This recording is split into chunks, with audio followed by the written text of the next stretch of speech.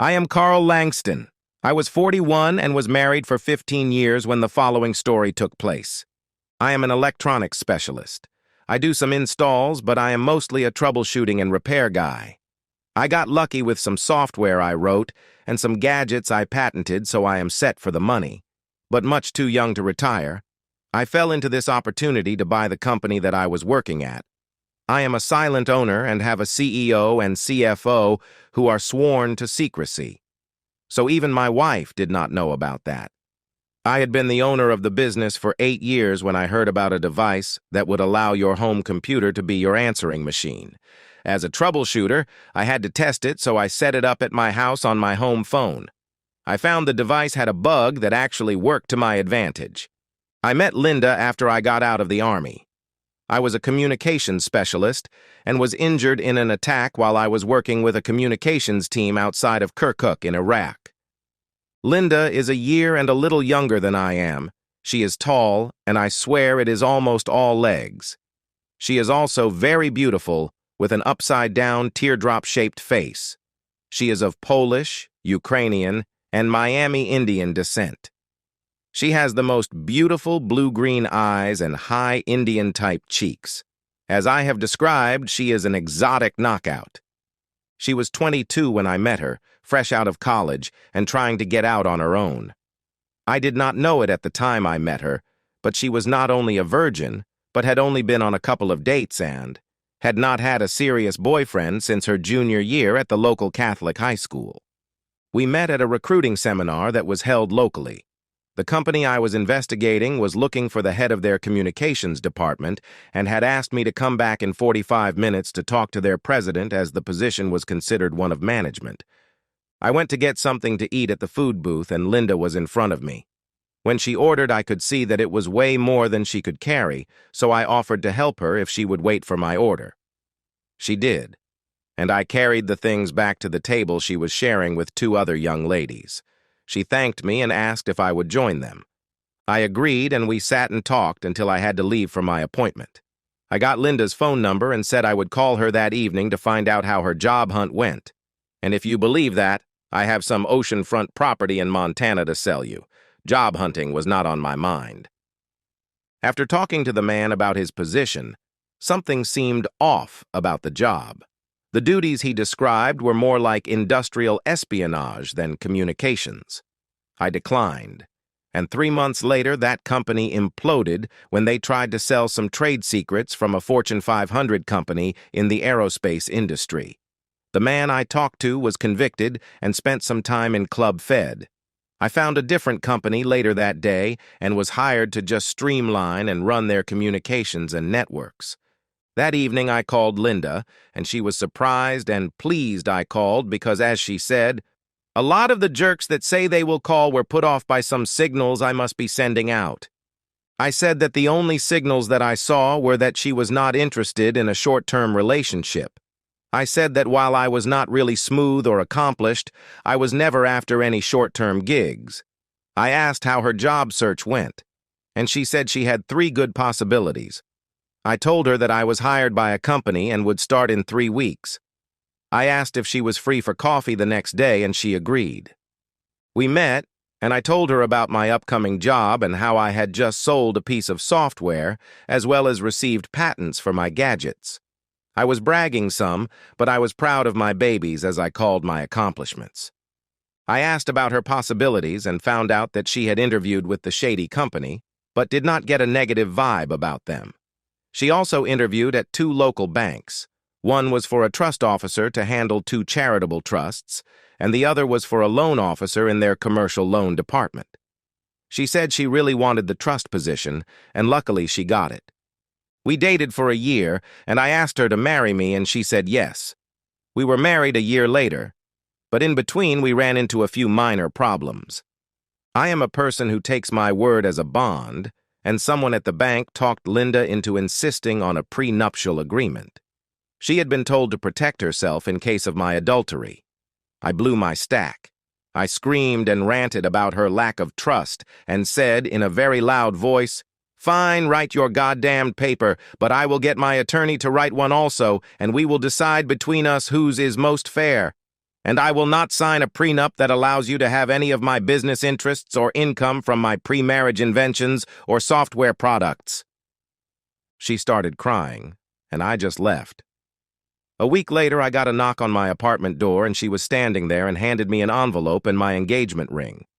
The envelope contained the suggested prenup and a note that was short and very hard for me to read. It said, "Carl, I haven't told you everything about me. I have a trust fund that, while not huge, is a lot for me. I will receive it when I turn 25 or get married, whichever is first.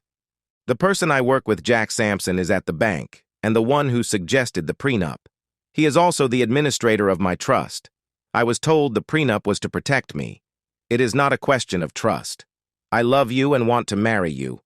I know in my heart you would not hurt me, but my mind says that I must protect myself. I am returning the engagement ring until you either sign the prenup, suggest one of your own for negotiation, or call me and tell me to eat shit and die. I again say to you I love you and find that this is making me very sad. Please decide quickly. Love with all my heart and soul. Linda."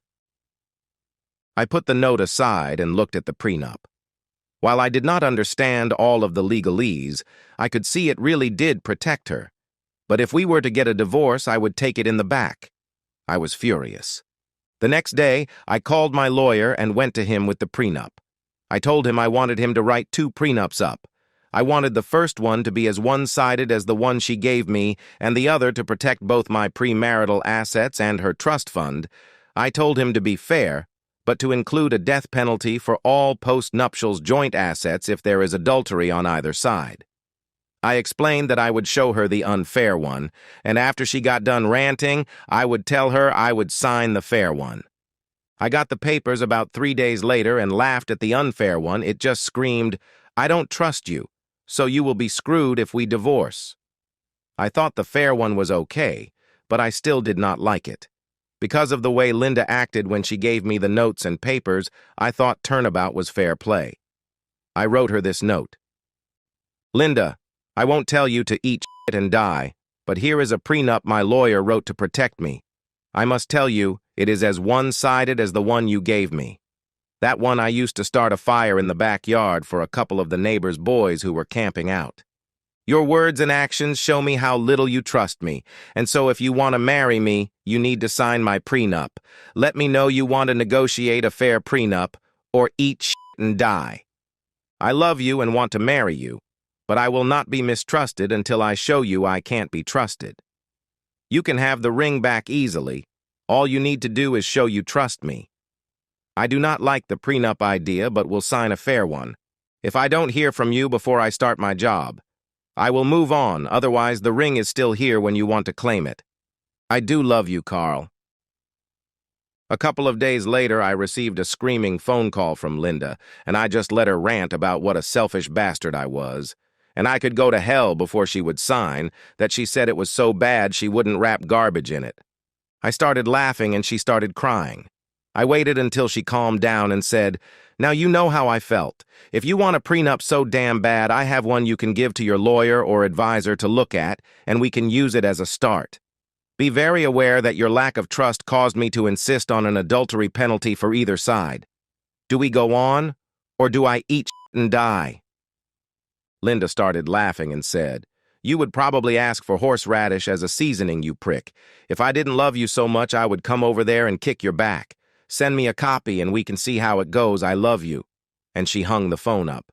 Her lawyer agreed with almost everything but added a clause for spousal maintenance of $10,000 a year for the non-requesting spouse. I agreed to that, and she got the ring back. We were married, and I switched jobs to head repairer and troubleshooter in the company until the purchase opportunity came up. That was after we had been married for about 6 years. I worked hard, and while I am not a great romantic nor a culture vulture, I bought flowers for her just because, and took her to concerts and plays. We also went dancing, and once or twice a year we went bar hopping. I found I liked alcohol way too much, and quit drinking.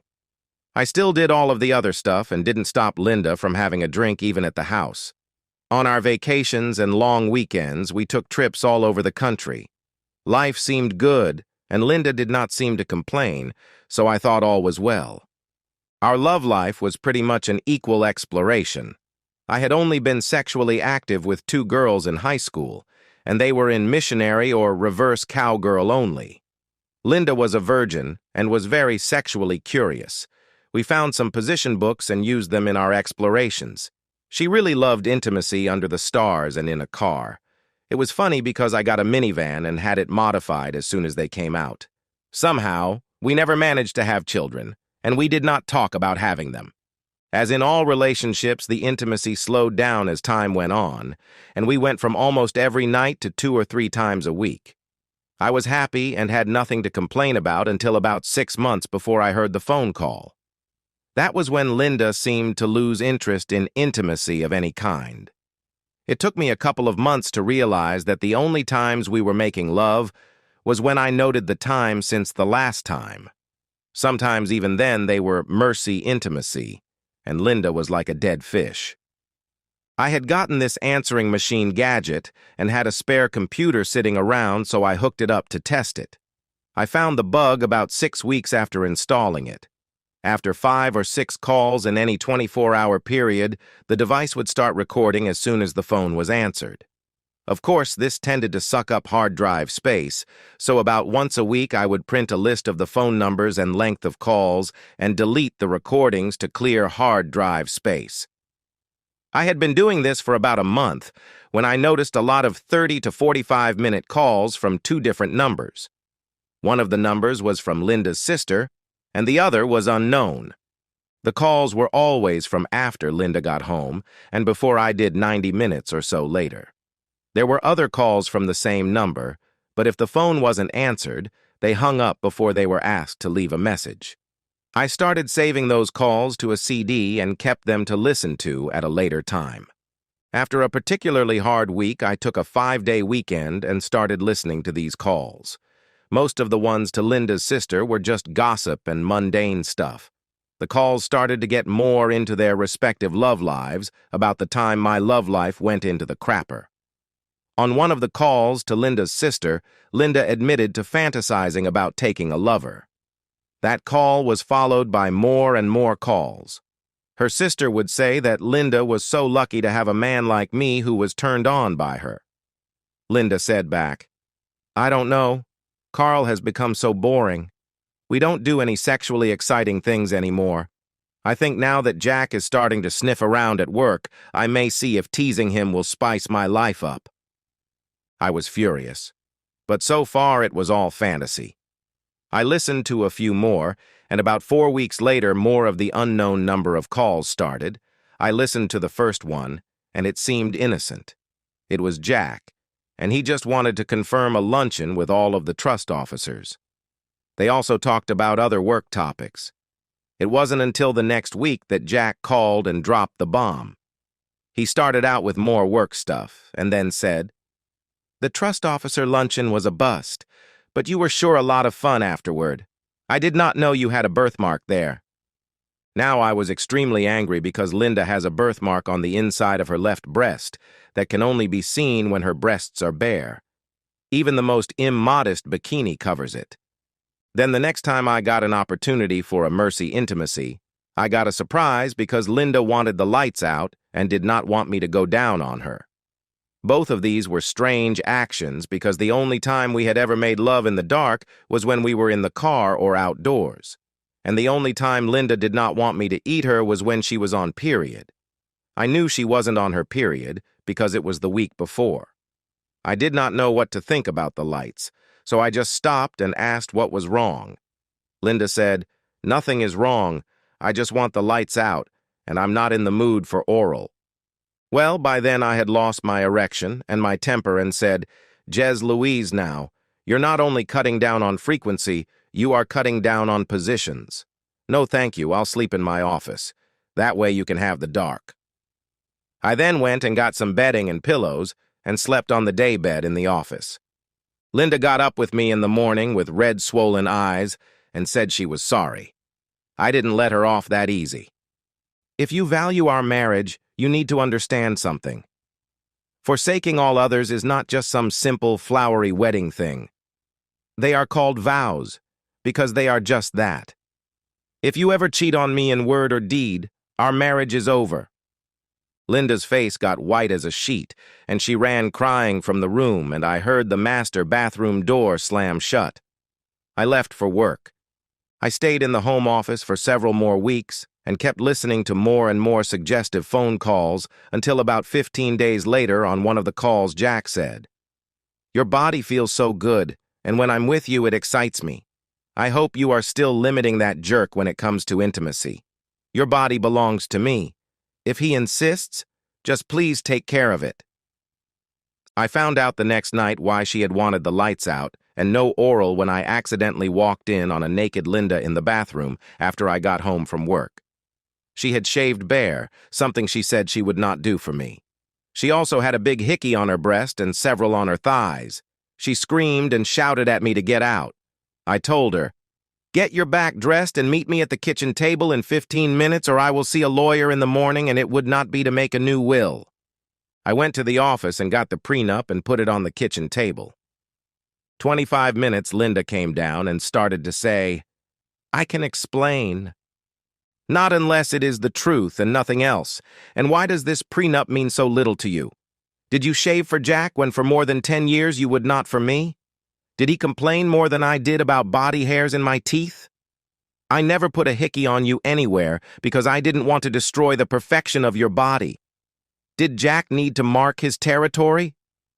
By then I was screaming, "I suppose you can explain all that and at the same time explain how I'm so boring, as you told your sister.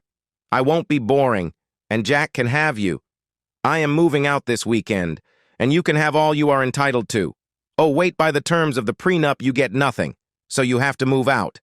I will sleep in the office until the weekend, and if you haven't moved your clothes out by then, they will make a good bonfire." Linda fainted, and I walked around her and got some juice and a salad out of the fridge and sat at the table waiting for her to come around. When she came to, I was eating, and she looked at me and opened her mouth to speak, and all that came out was a squeak. She ran from the room to the master bedroom, and I heard the door lock. I finished eating, cleaned up, and went back to the bedroom. I knocked on the door, and when Linda did not open it, I got out a bent paperclip that I had stashed above the door just because one of the neighbor kids locked himself in the bathroom and panicked. I unlocked the door and started opening her side of the dresser. Linda asked what I was doing in there after she locked the door. I laughed at her and said, "It is my house now, and you are going to the guest room or out of the house. Her choice." I also said that she would need to take a cab if she left because I was canceling the lease on her car. Linda asked why I was being such a bastard. I looked at her and said, "Just look in the mirror at the marks on your body and remember our discussion about trust and the fight over the prenup. I heard your buddy praising the feeling of entering the back door. You never let me do that, you stupid woman." I waited for a second to see if she had a comeback. After closing her mouth, she sighed and slowly walked out of the bedroom, and I heard the guest room door close. Linda left for work the next morning, and I called my office and told them that I had some important personal problems that I had to take care of and that I would not be in for the rest of the week. I then called a private investigator that our company used for periodic employee checks and internal investigations. They said they had a division that did that work but wanted to know how serious I was about what I wanted. I said what I really wanted was for my wife to not be cheating, but she is, so go do everything legal that you can to prove it. I told him I had several hours of phone conversations between the lovers, but he did not know he was being recorded, so I didn't think I could use them. My next call was to my lawyer, and he said he would start the paperwork and have her served when I gave the word. I asked if he thought that the bank might have a non-fraternization policy. He thought they would. Then I told him that the man she was cheating with also controlled her trust fund. He just about jumped for joy at hearing that, as that was a big breach of fiduciary responsibility. I also thought that I had met his wife at one of the few bank-sponsored events that we went to. He said that I had made him a richer man today, and we closed our call. I then called the security company that runs the alarm system and entry security to all of the doors and windows in the house. They said that if I gave them a new security code, they would enter it, and all the locks would change immediately. I did, and they did. Now all I had to do was call Linda and tell her that she was not to come into the house without ringing the doorbell. I did, and she went nuts. "Too bad, so sad," I said, and hung up. Next, I called the bank and informed them that I wanted all of the accounts closed, as I would be transferring them to another bank. The person I talked to asked me to hold for a minute, as the amounts were such that she was not authorized to do that. Next, an officious jerk came on and demanded to know why I wanted to close out the accounts.